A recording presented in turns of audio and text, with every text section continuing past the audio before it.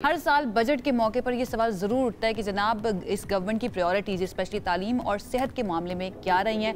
बुनियादी शोबे हैं ये, हमारी हुकूमत इनके ऊपर कितना ध्यान दे रही है, हम सबकी नज़रें इस पर होती है। इस सिलसिले में रवां साल के इक्तिसादी सर्वे के आदादो शुमार जो हैं वो इंतहाई मायूस कुन हकीकत की निशानदेही कर रहे हैं, क्योंकि हमारी मजमूई कौमी पैदावार का सिर्फ 0.8% तालीम पर और 1% से भी कम सेहत पर खर्च किया गया है। करें अब इसके नतीजे में फिर पाकिस्तान की शरह जो खानदगी है 60.6% पर वहीं पर रुकी हुई है, जबकि ख़वातीन की अगर हम खास तौर पर बात करें तो शरह खानदगी सिर्फ 52.8% है, चूँकि पाकिस्तान की जो पॉपुलेशन है उसमें ज़्यादा ख़वातीन है और हम एक्सपेक्ट भी करते हैं फिर कि ख़वातीन ज़्यादा पढ़ी लिखी होंगी, लेकिन इस तरह ये चीज़ सामने में नहीं आ रही और इस इशू पर बात करना भी ज़रूरी है। हमारे साथ इस वक्त executive director Pakistan alliance for education और फेडरल एजुकेशन डिपार्टमेंट की गर्ल्स एजुकेशन टास्क फोर्स की रुकन फजर पाशा साहिबा मौजूद हैं, उनको वेलकम करेंगे। अस्सलाम वालेकुम, गुड मॉर्निंग। अस्सलाम वालेकुम, गुड मॉर्निंग।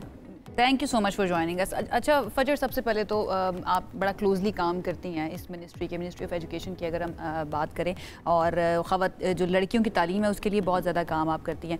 ये बजट पिछले साल का अगर हम देखें इक्तिसादी सर्वे में जो नंबर सामने है बहुत ही मायूस कुन है, इंतहाई डिसअपॉइंटिंग है।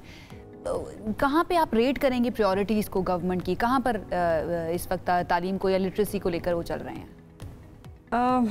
आई थिंक कि प्रायोरिटीज़ तो मेरे ख्याल से बहुत क्लियर हैं, और जहाँ तक तालीम की बात है, जब तक प्रोविंसेस का बजट नहीं आ जाता तब तक हमें क्लियर सिचुएशन पता नहीं है, क्योंकि अभी जो कल बजट आया वो फेडरल बजट है और फेडरल बजट बेसिकली आपका आईसीटी से रिलेटेड है, फेडरल बजट आपका हायर एजुकेशन कमीशन से रिलेटेड है, और फेडरल बजट आपका जो है बिस्प पे स्पेशली, जैसे बिस्प में वसीला तालीम का बहुत बड़ा एक प्रोग्राम है, एक बहुत बड़ा कंट्रीब्यूशन है जो स्पेशली बच्चियों की तालीम के लिए होता है, तो वो उसकी तरफ एलोकेटेड है।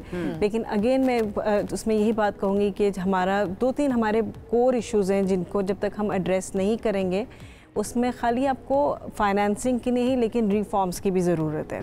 कि जब तक आपकी आउट ऑफ स्कूल चिल्ड्रन का बहुत बड़ा हमारा चैलेंज है, और इस्लामाबाद में हम काफ़ी सालों से बहुत फोकस्ड जो है कैंपेन्स चल रही हैं आउट ऑफ स्कूल बच्चों के लिए, और बहुत अच्छा काम भी किया गया। लेकिन हम देखते हैं कि इस्लामाबाद क्योंकि कैपिटल सिटी है, यहाँ पे आपकी डायनामिक्स पॉपुलेशन कॉन्स्टेंटली चेंज होते हैं, तो आउट ऑफ स्कूल चिल्ड्रन का नंबर जहाँ पे अगर मैं 2023 की बात करूँ तो हम लोगों के पास 1,20,000 बच्चों का था सिर्फ इस्लामाबाद।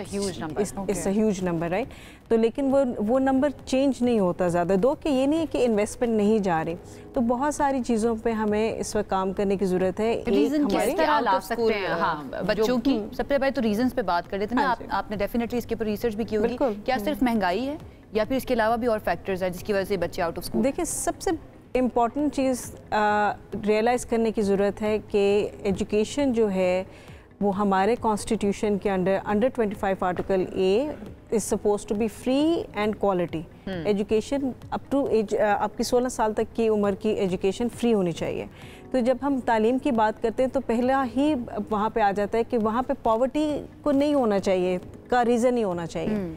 क्यों? क्योंकि अगर तालीम मुहैया होगी तो माँ बाप बच्चे भेजेंगे। अच्छा, कुछ पेरेंट्स हैं वो कहते हैं कि जी जितने बच्चे हैं सबको कमाने पे लगा लो। छोटे छोटे बच्चे हम सिग्नल्स पे मांगते हुए देखते हैं या किसी और काम में वो लेबर होते हैं, छोटे छोटे बच्चे अंडर एज, तो उस चीज़ को कैसे कोप अप करना है? चाहे एजुकेशन अगर फ्री भी कर देते हैं फिर भी वो कहेंगे नहीं 4 पैसे तो कमा के लाएगा। ये बहुत बड़ा मसला है, ये अर्बन सिटीज़ का बहुत बड़ा प्रॉब्लम है। रूरल में आपको ये प्रॉब्लम नहीं है, अर्बन में प्रॉब्लम है कि जहाँ पे बच्चों को चाइल्ड लेबर में भीख मांगने।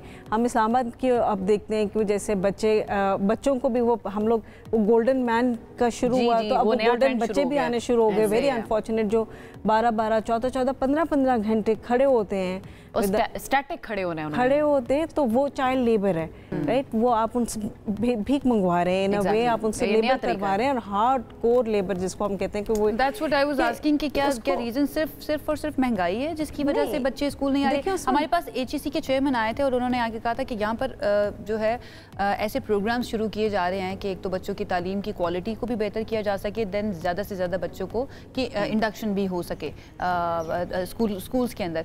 उसके ऊपर भी ज़रा बताइएगा कितना अभी तक काम हुआ है। एंड आई डोंट अंडरस्टैंड कि क्यों अगर इस्लामाबाद जैसे शहर के अंदर बच्चे जो हैं उससे बाहर हैं, स्कूलों से बाहर हैं, तो उसकी रीज़न सिर्फ महंगाई है या और क्या है? देखिए इसमें एक अगेन मैं वही करूँगी कि आपको एक होलिस्टिक प्लान की ज़रूरत है। आपके बहुत सारे तबके हैं।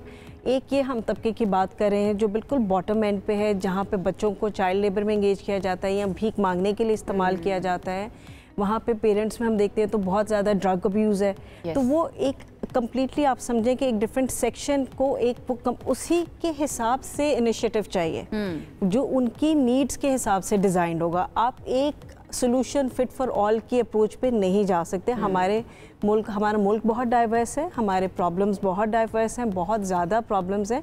इसलिए आप जब तक होलिस्टिक प्लान के साथ नहीं आएंगे कि अगर आप कहते हैं कि आपका लॉ कहता है कि हर बच्चा स्कूल में मौजूद होना चाहिए, इस उम्र का इस टाइम के अंदर स्कूल से बाहर बच्चा नज़र नहीं आना चाहिए, और वहाँ पे आपकी लॉ इन्फोर्समेंट आ जाती है। लेकिन लॉ इन्फोर्समेंट से पहले आपको इंश्योर करना है कि आपके पास इनफ स्कूल्स मौजूद हैं जहाँ पे वो बच्चे जा सकें। हमारा मुल्क का, अगर हम पूरे मुल्क की बात करें तो सबसे बड़ा प्रॉब्लम एक्सेस टू एजुकेशन का है, और खास तौर पर लड़कियों के लिए। अब देखिए ना, एक गांव में अगर स्कूल नहीं है तो बहुत सारे पेरेंट्स एग्री नहीं करते वो दूसरे गांव तक लड़कियों को भेजें। आप स्टैटिस्टिक्स देखोगे तो बच्ची जैसे जैसे बड़ी होती जाती है ड्रॉप आउट रेट हाई होता जाता है। उसका रीज़न क्यों है? क्योंकि पाकिस्तान में 85 to 90% जो गवर्नमेंट के स्कूल्स हैं वो प्राइमरी स्कूल्स हैं। आपके पास मिडिल स्कूल्स नहीं हैं, आपके पास सेकेंडरी स्कूल्स नहीं है, तो जब होगा ही नहीं तो वो बच्चा कहाँ जाएगा? और बच्ची, जैसे आपने कहा कि बच्ची तो बिल्कुल नहीं जा सकती, वो सबसे बड़ा बैरियर बच्ची के लिए। कौन छोड़ के आएगा कि एक बंदा वहाँ पे पॉवर्टी आ जाती है, वहाँ पे पॉवर्टी का एलिमेंट आ जाता है कि माँ बाप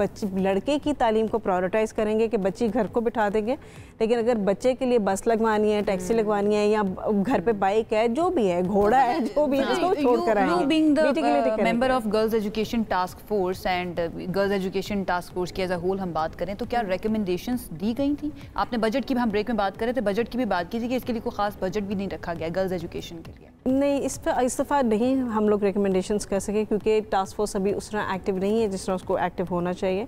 हम लोग इस वक्त, हमारी कुछ हफ्ते पहले भी मीटिंग्स हो चुकी हैं इसके ऊपर चीज़ों को एक्टिवेट करने के लिए, क्योंकि टास्क फोर्स का मेनली ये काम होगा कि वो डेटा को देखते हुए, क्योंकि एक अच्छा काम जो पिछले कुछ सालों में हुआ है वो ये है कि गवर्नमेंट ही की तरफ से ये चीज़ इनिशिएटिव की गई कि हमारे पास मुल्क का एजुकेशन का डेटा, डिटेल्ड डेटा मौजूद है कि कहाँ पे किस चीज़ की कमी है और कहाँ पे इन्वेस्टमेंट की ज़रूरत है और कितनी, फिर आप उसको यू कैन मेजर कि आपको कितनी इन्वेस्टमेंट रिक्वायर्ड है। तो उस डेटा की बेसिस पे the girls education task force का काम है कि एक एक्शन प्लान होना चाहिए कि कहाँ पे किस सूबे में कितना काम करना है, इस्लामाबाद में कितने काम करने की ज़रूरत है, कश्मीर है, गिलगित बल्तिस्तान है। ज़्यादा कहाँ पर काम करने की ज़रूरत है? देखिए, जब हम बच्चियों के हम तालीम, तो बलूचिस्तान सबसे टॉप पे है, क्योंकि हम वहाँ पे देखते हैं कि आपकी हाईएस्ट नंबर ऑफ, आपके जब परसेंटेज वाइज देखते हैं तो highest number of out school children बच्चियों के लिए स्पेसिफिकली आपका जो है हार्डली 25 to 30%। अवेयरनेस की कितनी ज़रूरत है कि अपनी बच्चियों को, खासतौर पर अपने बलूचिस्तान की बात की या रूरल एरियाज़ की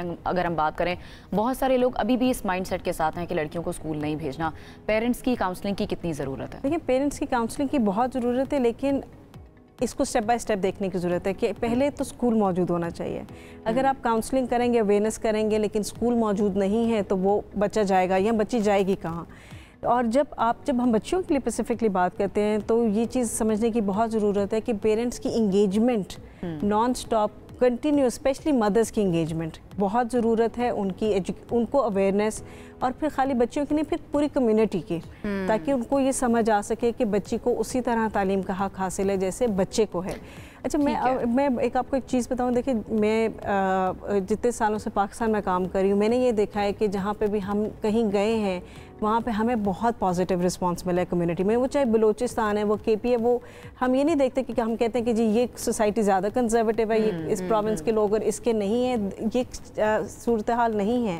सूरत हाल ये है कि तालीम का एक्सेस होना चाहिए, स्कूल्स होने चाहिए, चाहे वो कम्युनिटी बेस्ड स्कूल्स हों, वो चाहे गवर्नमेंट स्कूल। तो फिर यहाँ पर रियासत और हुकूमत आ जाती है कि उसने क्या क्या स्टेप्स लिए। अगर प्रीवियस ईयर्स में देखें, टास्क फोर्स ने जो रिकमेंडेशंस दी गवर्नमेंट को बजट से पहले या फिर पूरा साल जो काम कर रहे होते हैं, क्या उसके ऊपर काम किया गया या कैसे ऐसे कोई इनिशिएटिव्स लिए गए गवर्नमेंट की तरफ से या पिछली गवर्नमेंट्स की तरफ से, जिससे ये जो हमारी शॉर्टकमिंग्स हैं इनको हमने दूर करने की कोशिश की हो कि एक्सेस टू एजुकेशन हो, ज़्यादा स्कूल्स बने, स्कूल्स के अंदर फिर टीचर्स भी मौजूद हों? बिल्कुल। अच्छा, देखें, सबसे पहले तो बहुत अच्छी बात जो हुई कि प्राइम मिनिस्टर ने एजुकेशन इमरजेंसी का अनाउंसमेंट की।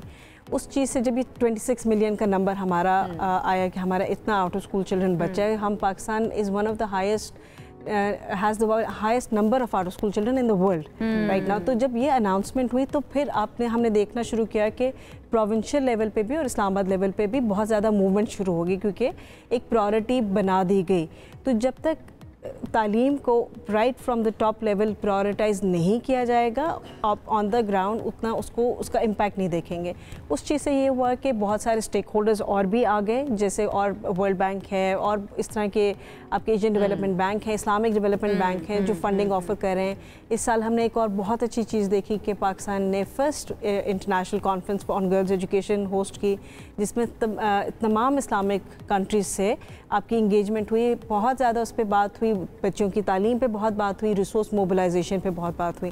हमारा सबसे बड़ा प्रॉब्लम एक रिफॉर्म्स और क्वालिटी और चीज़ों की हम बात करते हैं, लेकिन जब तक एक्सेस नहीं प्रोवाइड करेंगे तब तक हम अगला स्टेप नहीं कर सकते। प्राइवेट स्कूल्स की कंट्रीब्यूशन को आप किस तरह से देख रहे हैं? इसमें तालीम में आगे जाके कंट्रीब्यूट किस तरह से मजीद कर सकते हैं और अभी उनकी क्या कंट्रीब्यूशन है? देखिए, of course private school system एक गैप फिल कर रहा है। ये हम मतलब समथिंग जो हम इसको एक्सेप्ट हमें करना चाहिए। दो कि ये चीज़ बहुत ज़रूरी है सोचने की कि जब प्राइवेट स्कूल सिस्टम ज़्यादा जितना बढ़ता जाएगा उतनी ही इस मुआशरे में डिस्पैरिटी बढ़ती जाएगी, क्लास सिस्टम ज़्यादा बढ़ता जाएगा। ये तो आपका जितना अच्छा स्कूल है, प्राइवेट स्कूल है, जितनी अच्छी वो स्टैंडर्ड की एजुकेशन का क्वालिटी ऑफ एजुकेशन हमें गवर्नमेंट सेक्टर वो कॉस्टली हो जाती है, गवर्नमेंट स्कूल्स के अंदर क्यों नहीं मिलती है? और उसके लिए मेरे ख्याल से टीचर्स की ट्रेनिंग भी बहुत ज़्यादा। मतलब मैं एक ही चीज़ कहती हूँ कि अगर हमारे पास मुल्क के पास कोई पैसे नहीं है और हमने तालीम मुहैया करनी है, तो आप भूल जाएं कि आपने स्कूल्स बिल्ड करने, कंस्ट्रक्शंस करनी है, जो हैं उन्हीं में ऑलरेडी आप सहूलियत और टीचर्स हैं आप उन पे इन्वेस्ट करें, उनकी अच्छी ट्रेनिंग हो, वो चाहे दरख्त के नीचे बैठ के बच्चों को पढ़ाएं, लेकिन इस तरह के ट्रेनिंग प्रोग्राम्स जो है ना टीचर्स के लिए लाजमी होने चाहिए और ज़्यादा से ज़्यादा बच्चों को वापस स्कूल में जाना चाहिए। फजर, थैंक यू सो मच, बहुत ही मज़ा आया आपसे बात करके। आई होप जो कंसर्न हल्के हैं वो इस सिलसिले के अंदर भी काम करें, क्योंकि अगर एजुकेशन के ऊपर तवज्जो नहीं दी जाएगी, रिसर्च एंड डेवलपमेंट के ऊपर तवज्जो नहीं दी जाएगी, तो फिर हम अपने फ्यूचर से बहुत ज़्यादा कोई अच्छी उम्मीद नहीं रख सकते हैं, जो कि हम नहीं चाहते। हम चाहते हैं कि हम होपफुल रहें, हमारा फ्यूचर ब्राइट हो।